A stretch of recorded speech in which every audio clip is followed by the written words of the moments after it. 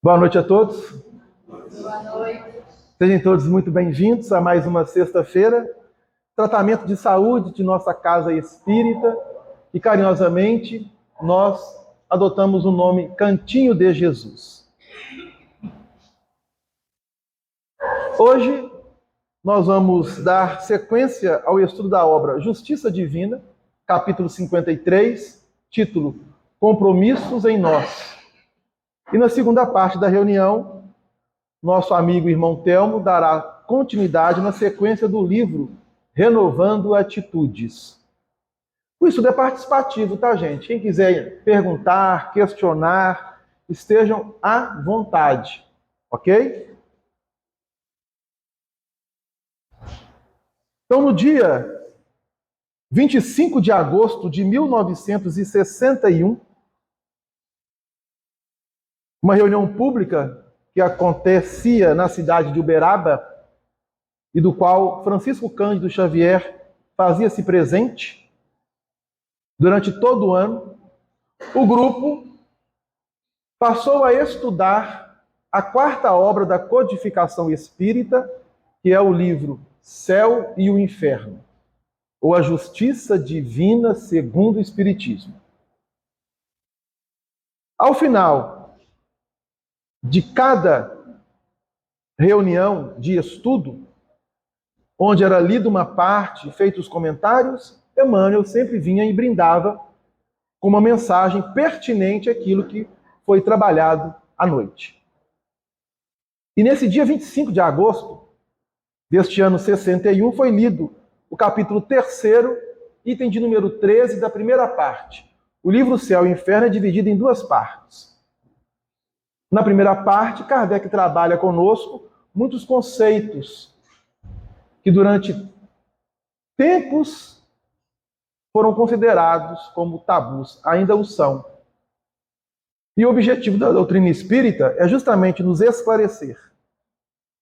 E na segunda parte, nós temos o relato dos nossos irmãos desencarnados em diversas posições em que se encontram no plano espiritual.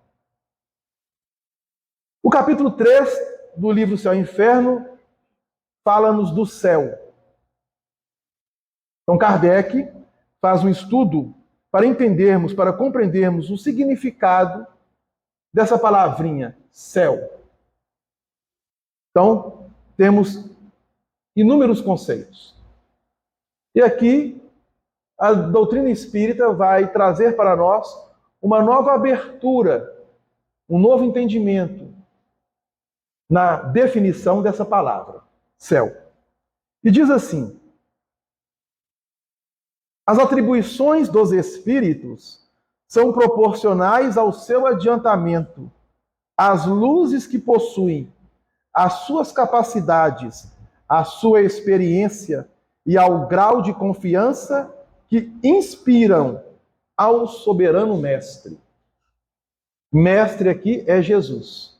Soberano mestre, Jesus. Então nós temos os mestres e nós temos o mestre soberano na terra, Jesus. Aí, nada de privilégio, nada de favores que não são o preço do mérito. Tudo é medido ao peso da estrita justiça.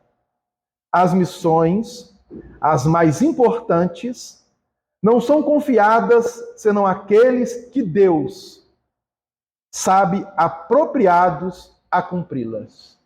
Então isso é muito importante. Para a justiça divina não há privilégios. Não existe. Para nós que movimentamos na esfera física, ainda temos. Sabemos disso. Muitos corações ainda buscam nas suas atividades ou em determinadas áreas querer ter um privilégio. Exemplo.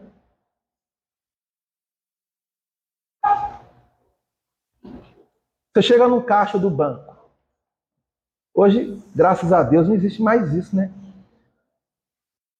Os caixas de banco estão acabando. É uma profissão que está sendo extinta. O outro dia eu cheguei numa agência, lá perto de casa, fui pagar uma conta. Então você vai, vamos entrar no banco para pagar essa conta. Não tem caixa, não. Mas como é que eu pago? Caixa eletrônica. Ah, mas eu não tenho um cartão daquele banco, eu não tenho um cartão daquele banco. Então você tem que pagar na casa lotérica. Na casa lotérica está de frente. Aí eu olhei para a casa lotérica, a fila estava dobrando.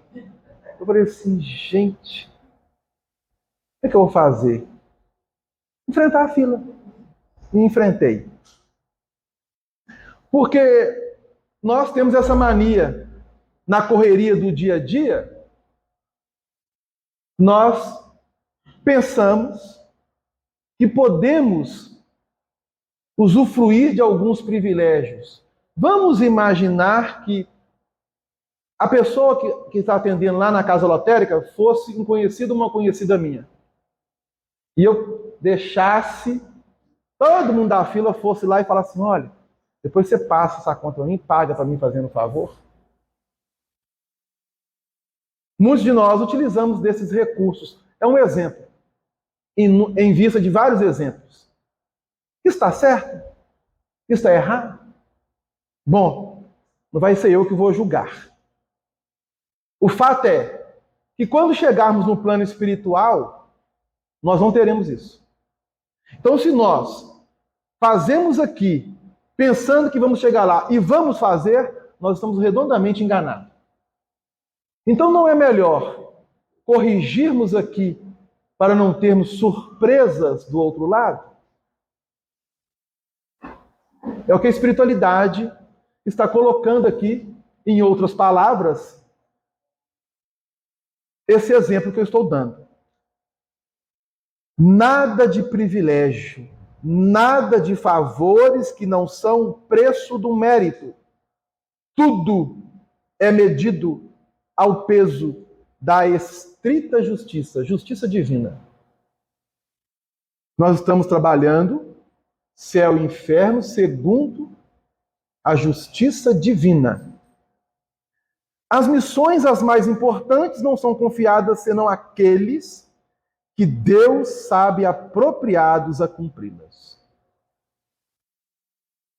Nada chega por acaso. Nada.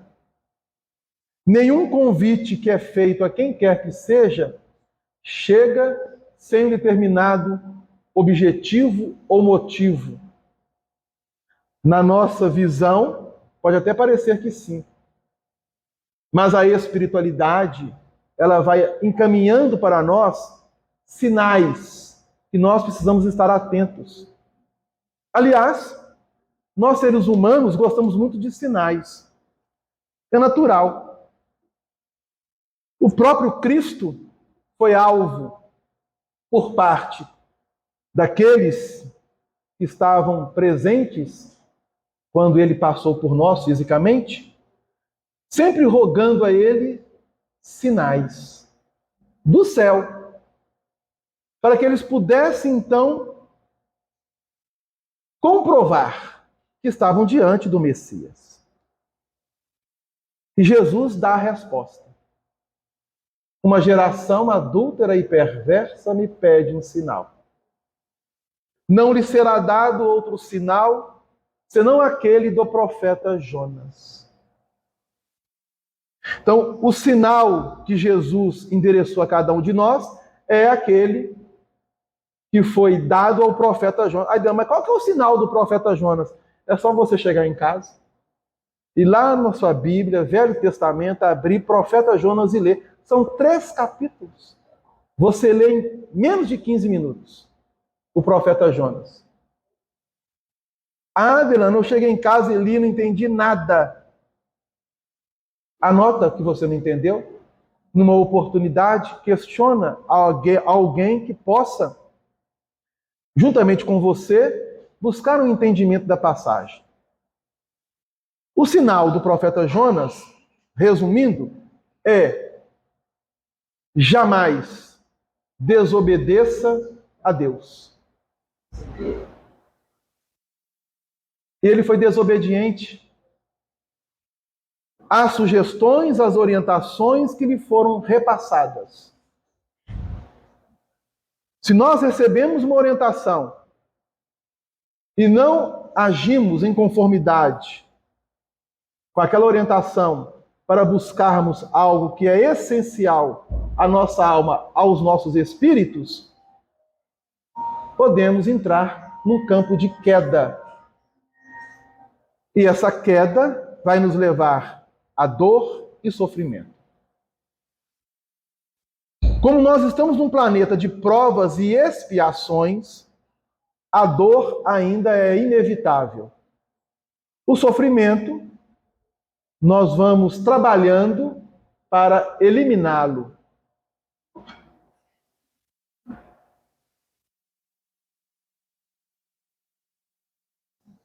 Então, gente, tá lendo aí, né? Tá abrindo aí a Bíblia, né? Profeta Jonas. Capítulo 12 de Mateus. Chegaram até Jesus e lhe perguntaram: mostre-nos um sinal. Nenhum sinal lhe será dado, senão do profeta Jonas. Quem falou foi o Cristo. Então, se ele falou, é porque ali tem algo importantíssimo para o nosso aprendizado.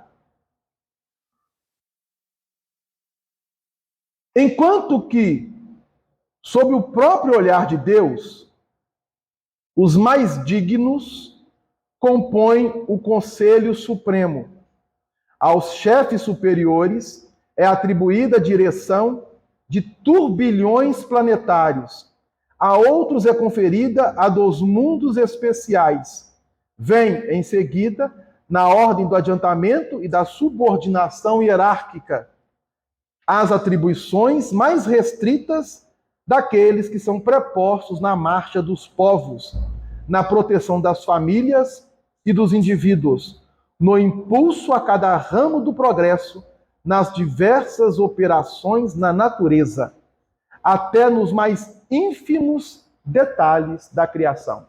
Então, Kardec está fazendo aqui uma abordagem a nível moral e espiritual, que em tudo há alguém que está tomando conta. E quando a gente fala alguém, uma entidade espiritual.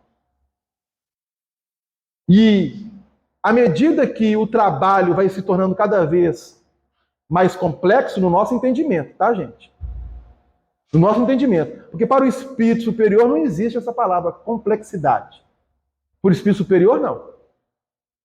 Mas para nós ainda há. Então, analisando o nosso ponto de vista, por exemplo, dirigir um planeta exige muito mais complexidade do que dirigir simplesmente uma rua ou um bairro. Não é verdade? Então, há entidades que direcionam bairros. Há entidades que direcionam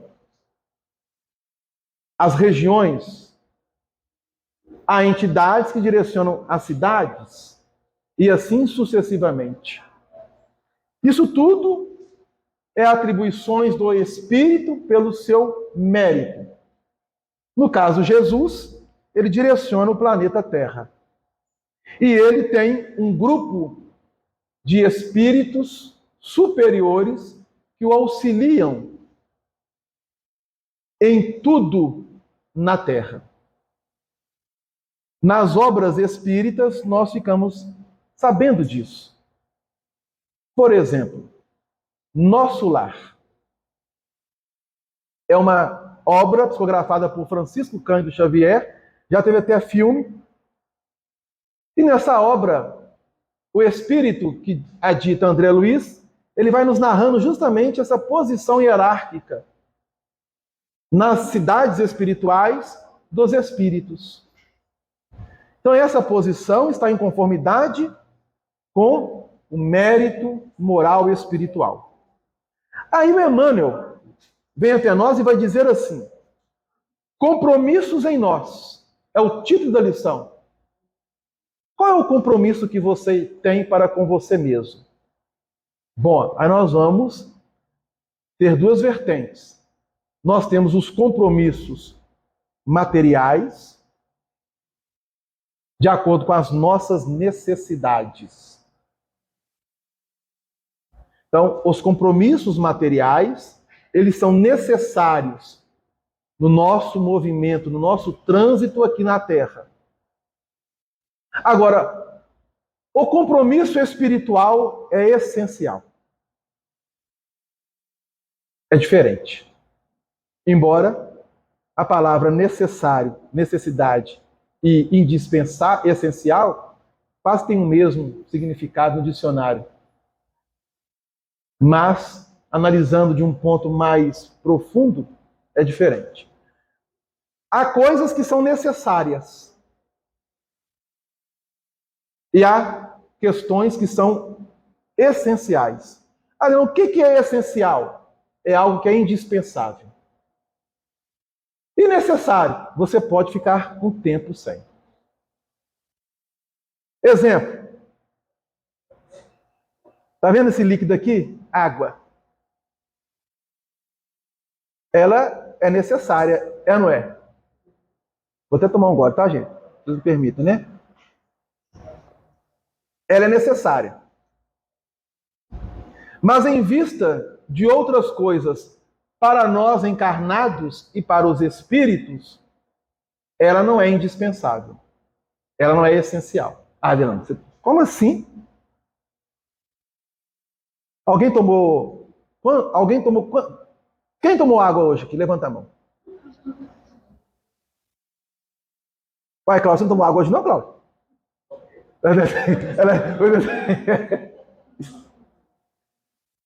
Todo mundo tomou água porque está muito calor. Pasmem, há pessoas que ficam, às vezes, um dia sem tomar água. Substitui por um café, por um refrigerante, por um suco. Eu conheço pessoas que dificilmente tomam água. Mas a água é necessária à manutenção do corpo biológico, à manutenção da própria existência. Mas a gente consegue ficar um bom tempo sem água. Não conseguimos? Ainda mais se nós não pagarmos a conta, né? A Copasa vai lá e corta. Você chega em casa depois de um dia de serviço, ou então um cano estoura, não chega água da rua para suprir a sua caixa, a água da caixa acaba. Você chega cansado querendo tomar aquele banho, não tem água. Você consegue ficar, não consegue? Ah, mas como é que vamos fazer? Nós vamos ali na padaria, no supermercado, a gente compra uns galões de 10 litros para a gente fazer aqui a janta, ou fazer o almoço, ou para a gente tomar. Não vai dar para tomar banho. Dá para seguir, não dá? Agora, tampem a respiração e fica um minuto sem respirar. A respiração é indispensável. A respiração é essencial. Nós não conseguimos ficar um minuto. Tem gente que consegue ficar até 2, 2,5, 3, né? Atletas conseguem, estão se exercitando para isso. Mas nós, pessoas, né, comuns, se a gente tampar a respiração, dá um minuto, a gente já começa a ter uma certa fobia, desespero. Então o ar é indispensável, é essencial. Qual o compromisso que nós podemos ter que é essencial e que não seja necessário? É que Emmanuel está nos chamando a atenção. No título. Aí ele vai dizer assim: considerando as elevadas missões dos espíritos que se agigantaram nos louros da virtude, reflitamos nos compromissos anônimos que rogamos com ardor em nós e por nós. Aí ele vai tecer alguns comentários aqui, que não tem nada a ver com a gente, tá? Encontraste o marido ideal e a abastança doméstica. No entanto, recebeste no próprio sangue o filho retardado que te corta o coração por difícil problema. Um dia compreenderás que noutras épocas foi ele o companheiro que induziste à loucura. Dispões de títulos respeitáveis para luzirmos em cargos mais nobres e padeces uma esposa mentalmente fixada na fronteira do hospício. Um dia compreenderás que em estradas distantes foi ela a parceira menos feliz, em cujos pés colocaste lama escorregadia, para que resvalasse desamparada na esquina do sofrimento. Tens dinheiro e instrução, mas carregas um pai irascível e intransigente, que mais se assemelha a um tigre de sentinela.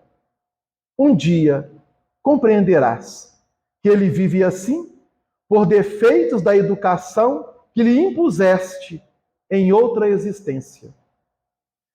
Percebes a grandeza da obra que te responsabilizas, sem achar colaborador que te dê mão no trabalho, arrostando sozinho a obrigação de fazer. Um dia compreenderás que te valias ontem da confiança alheia para tiranizar os que mais te amavam e lutas hoje, desentendido, para te libertares da violência. Tens conhecimentos admiráveis, legiões de amigos que tudo fazem por ajudar-te. Contudo, amargas penosa anormalidade orgânica, a maneira de espinho oculto. Um dia compreenderás que a mutilação e a deformidade, a inibição e a moléstia constituem remédios nos pontos fracos da própria alma. Desfrutas de mediunidade notável e não consegues outro mistério que não seja o consolo e o apaziguamento na própria casa. Um dia compreenderás que carecias de longo tempo desempenhando a função de bússola viva para alguns poucos viajantes do mundo, arrojados por ti mesmo nas trevas das grandes provas. Acalentas projetos superiores, exaltando anseios de ascensão e sonhos de arte. No entanto, gastas o próprio corpo dobrando a cerviz sobre o tanque ou lavando pratos e caçarolas. Um dia compreenderás que para sermos livres é preciso escravizar-nos por algum tempo ao pé daqueles que, por algum tempo, nos foram também escravos. Bendize as dores desconhecidas que te pungem silenciosas. Agradece as ocupações ignoradas que pediste alegremente na vida espiritual e que muitas vezes exerces chorando na vida física. Se ninguém na terra te anota o serviço obscuro, recorda que Deus te vê. Se todos te desprezam a face das tuas atividades, supostas insignificantes e humildes, mesmo por entre lágrimas, regozije-te nelas, aguardando o futuro. Ninguém consegue realmente ser grande quando não aprendeu a ser pequenino. Deixai vir a mim os pequeninos, ensina-nos o Cristo. Em algumas traduções bíblicas, deixai vir a mim as criancinhas, os pequeninos, porque deles é o reino dos céus.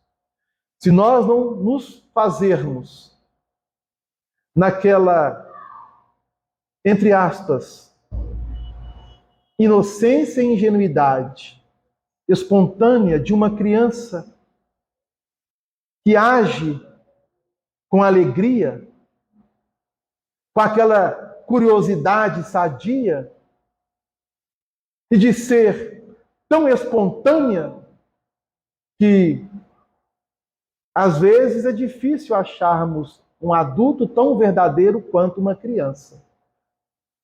Quando você a questiona e ela te fala, porque ela fala daquilo que é real e verdadeiro, sem fingimento. Se nós não nos tornarmos humildes, criando este piso em nós, para aprendermos a fazer, realizar os nossos compromissos materiais, de acordo com aquilo que é necessário ao nosso crescimento, ao nosso desenvolvimento, nós não saberemos trabalhar aquilo que é essencial ao espírito. Que nós possamos, então, refletirmos um pouco sobre os compromissos que nós temos diante da atual existência. Lembrando aquilo que Emmanuel aqui colocou. Deus está vendo e sabendo de tudo o que nos acontece. Então nós vamos agradecer as oportunidades